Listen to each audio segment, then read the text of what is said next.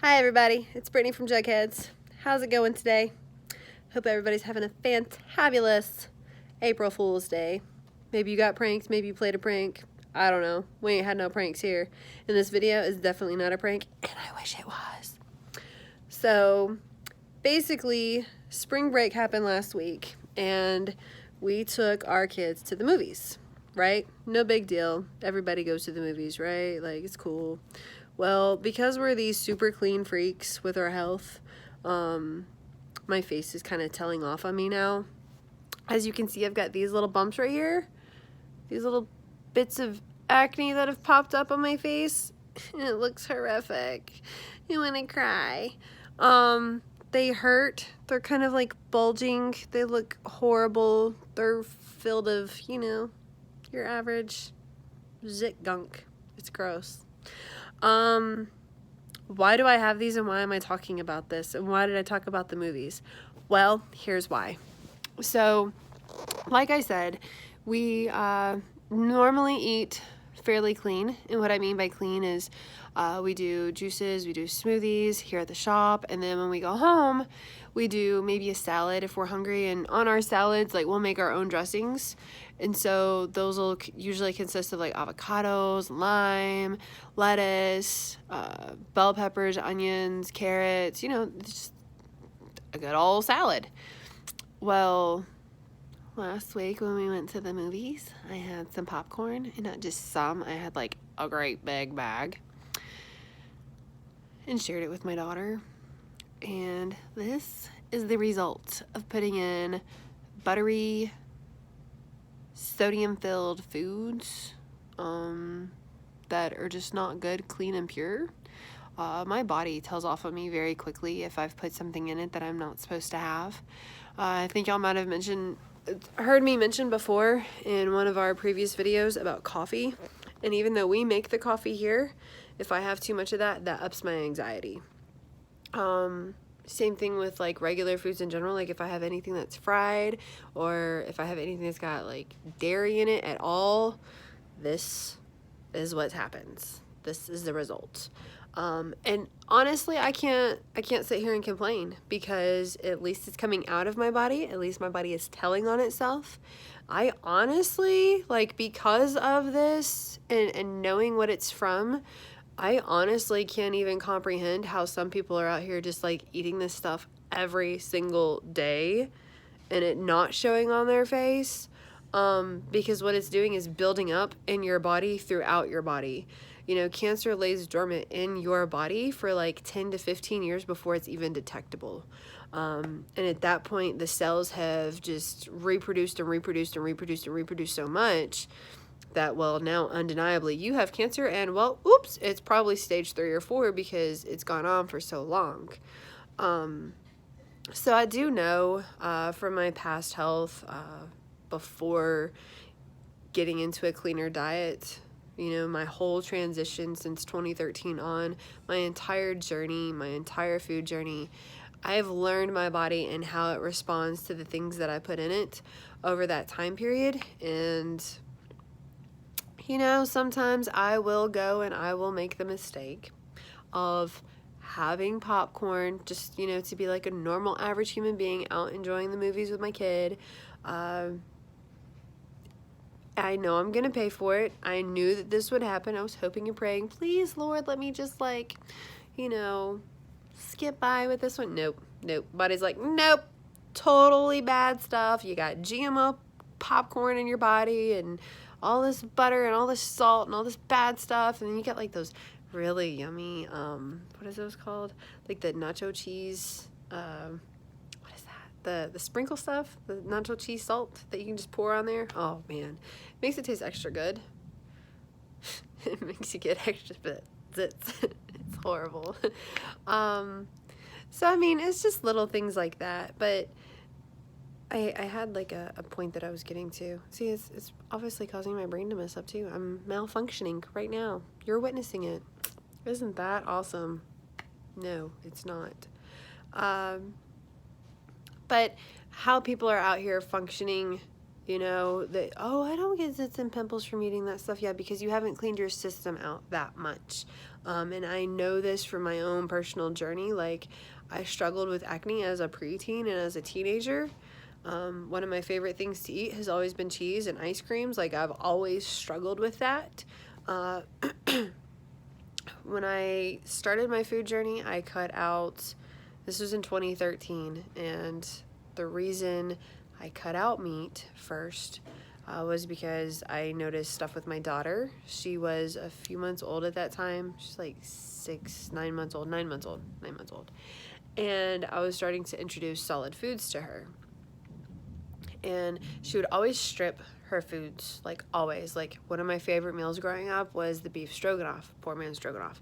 Always one of my favorite meals. And I would make that, and she would strip the noodles completely clean, like no cream of mushroom, no beef chunks on it, like none. She was just stripping it clean and would eat the noodle. I was like, okay, maybe she doesn't like the texture, maybe she doesn't like beef, I don't know, maybe it's too early. And so I kept trying with different kinds. You know, I would do shredded chicken, I would do fish, I would do all kinds of different kinds of meats.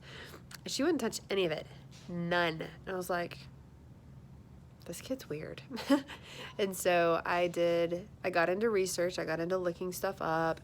I didn't like the way that things were being farmed. I didn't like the way that they were being mass produced. I didn't like anything about it. And as an average consumer, like, those kinds of things never crossed my mind. You go grocery shopping, you throw in your packs of chicken, you throw in your packs of ground beef, and you go on about your business. You go down to the dairy aisle, you get your gallon of milk, you get your cheeses, you get you get your lettuce, you get your tomato, and then boom, you're out the door. That's it. Maybe a couple bags of chicken sticks or chicken tenders, whatever, you know, just meat, and dairy. You know, and as an average consumer, you know, you don't really think about those kinds of things. It comes in a nice fancy little package, and you don't think about where it come from or how it got to that point or nothing. And that's when it really hit me. I was like, wow, like, I'm not paying attention to my health at all. You know, stop and go out to eat 2-3 times a day, you know, going out all the time, basically substituting every meal with fast food, you know, just horrible, living a horrible health food lifestyle, like horrible food lifestyle. And so we cut out chicken and pork first. Chicken was my hardest to get over because I was raised on chicken. Like, every single solitary meal was chicken. You have baked chicken, fried chicken, broiled chicken, Jamaican jerk chicken, any kind of chicken you could think of. You would have your chicken, and you'd have two sides. That would be like mashed potatoes and green beans, or macaroni and corn. You know, like, it'd be something every single night. You have your chicken, you'd have a starch, you have a vegetable. Like, that's just how dinner was. And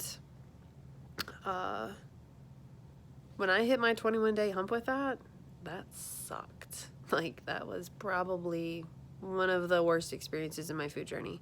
It was the first worst experience, honestly.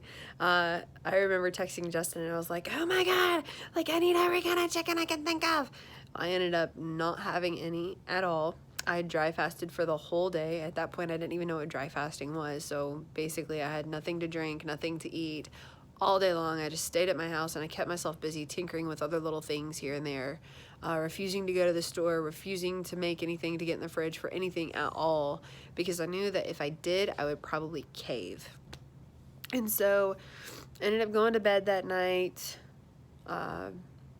Woke up the next morning, I was like, hey, I survived.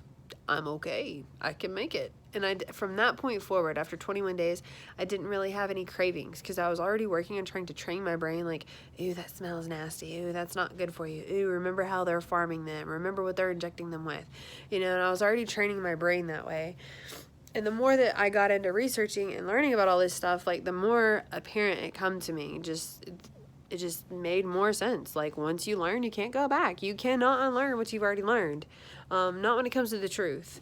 Now, I believe that you can learn things all day long that aren't true, and that it's very easy to unlearn those and learn something that is true. I believe that's why, like, the whole system of unlearning is actually way more simpler than what people make it out to be. You know, once you learn something for a fact and that we've been lied to, once you learn this stuff, you can't go back. You know, maybe some people, maybe they got that willpower and they can, like, they just don't even care. Like, give me all the chicken tenders. You know, I don't know. Maybe there's some of y'all out there that's like that. Me, I know that once I learned it, I couldn't go back. So I cut out the chicken and pork.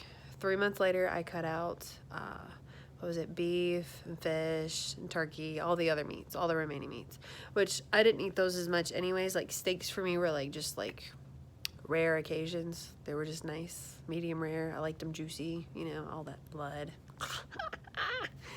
But all that aside, meat and all that aside, I quit all those things within my first year.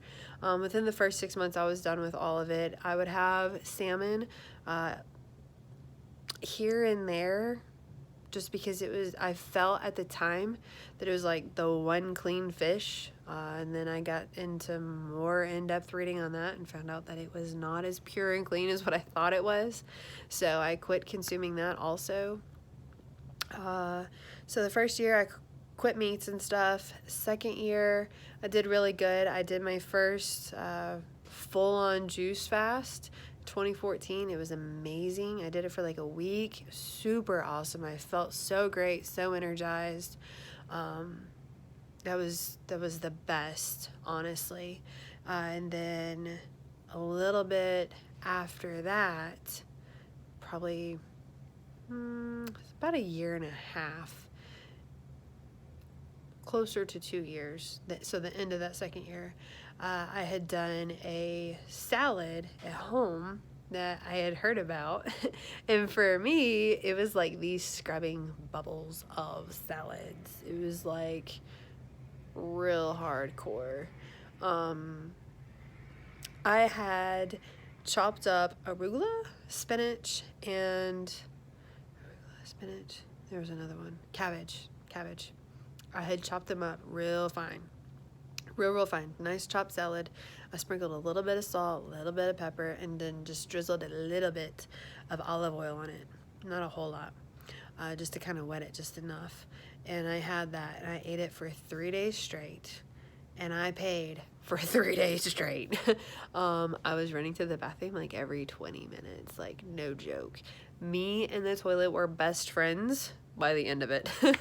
And I think after that cleanse that I had, because I was doing just water and just this salad, it was all I was having, and I was only eating it like once, maybe twice a day, and it just cleansed everything. And I remember my skin being so clear and feeling so much lighter. I felt it in my waist. This, like the last little bit of stuff that I had that was hanging on to me, I just felt it all just go, and it was amazing. That was during the process. It was, yeah, that was rough. That was very, very rough. And I think each person's like major detox that happens, like when those moments happen, like it could be from anything. Maybe you've had an abundance of carrots, or maybe you've had an abundance of salad, or you juice fasted or water fasted, whatever it is. You know, that one final push through, like Justin, I think it was like pumpkin seeds or something, like pumpkin juice, like that one final push through is like, oh, you know, it really gets you. So I went through that. And then about 3 years into it, about 3 years into it, I started getting into like the really lazy, lax, vegetarian stage, where I was like, oh, I'm not eating meat anymore, like whatever, you know, and not juicing as much as what I should have been. I was going through a lot of personal stuff at that time, with my kids and their fathers, and it was just rough. It was really rough time period for me, and so I clung to food to really help me get through those moments. So I was eating eggs again, which was bad. I really tried not to do that, but I did it anyways. That was smelly. I did that for a little while. I really got heavy on the breads and the cheeses again, and just ate a bunch of just the vegetarian junk food. Just, you know, went hog wild with it, literally. Like, hey, I'll eat some chocolate. Hey, you know, just anything that was not an actual meat product. So I was consuming dairy, I was consuming breads, I was eating eggs, not any actual meat protein, like actual chicken, actual, like the chicken breast. Like, I know egg comes from a chicken, but y'all get what I'm saying, hopefully. Hopefully. And so anyways, went through all of that, and then when I finally come out on the other side of my emotional distress, when I finally worked through that, and during that time I was also on a lot of the soy products, like the fake meats. I was doing a lot of that also, and I noticed during that time period, I'll get back to what I was saying, but I noticed during that time period that I started gaining weight. I started having really bad acne, like really bad. I just felt bloated all the time. It was just horrible. And so I learned with that, when I got done with that phase, I quit the soy products and I quit all of the cheese and dairy and all of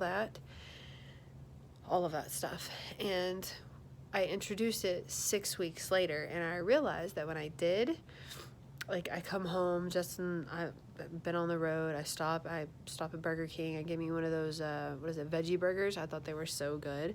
They were made with the Morningstar, I guess. I can't even remember the brand now. Like, that's how much I don't have this stuff. Seriously. But I had stopped and gotten one of those veggie burgers on the way home from work late one night, and when I got home, my nose was so stuffy and my face right here was red. Like, it looked like someone went pop right on my face, like red, no joke. I was like, yeah, okay, I had a veggie burger and it had soy in it, and this is what's happened, because I hadn't had any soy whatsoever in 6 weeks. And so I knew at that moment that I could no longer tolerate soy. I had somebody tell me, oh, maybe you're just allergic to it. I was like, no, I ate it for like a whole year straight. What you talking about? You know, then I don't have it for 6 weeks and then I eat it and then this happens. Trust me, it's not just being allergic to it. Like, my body cannot process it. I don't think anybody is really truly meant to process it, but that is another debate for another day. I promise. So I got off of the dairy, the breads, the soy, and I got into really good clean eating, especially when we were focusing most of our energy on trying to build this place up. So around 2016, 2017, that's when I got really dedicated into doing this stuff, staying more cleaner. And with that, I was able to get clearer skin and lose a lot of the weight that I had left. All of that. So when I say that my body tattles on me for even just the slightest thing, such as having popcorn out with my kid at the movie theater, I promise you I am not lying. Like, you can really tell now, like, just how pronounced it is. Like, it's horrible.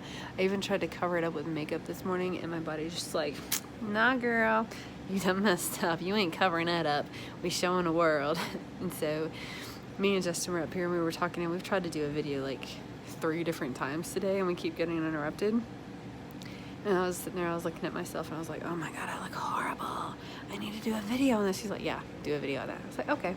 So that's what I'm doing a video on me getting acne from eating popcorn. That is why it is good to stay clean. That's why it's good to not stray from it. When I talked before about having too much coffee, yeah, it's something that we make, but it's not something that my body can handle on a regular basis. I cannot consistently have coffee because I'm already naturally wound up. You can tell by the way I talk sometimes, like I talk kind of fast, blah, blah, blah, blah, blah.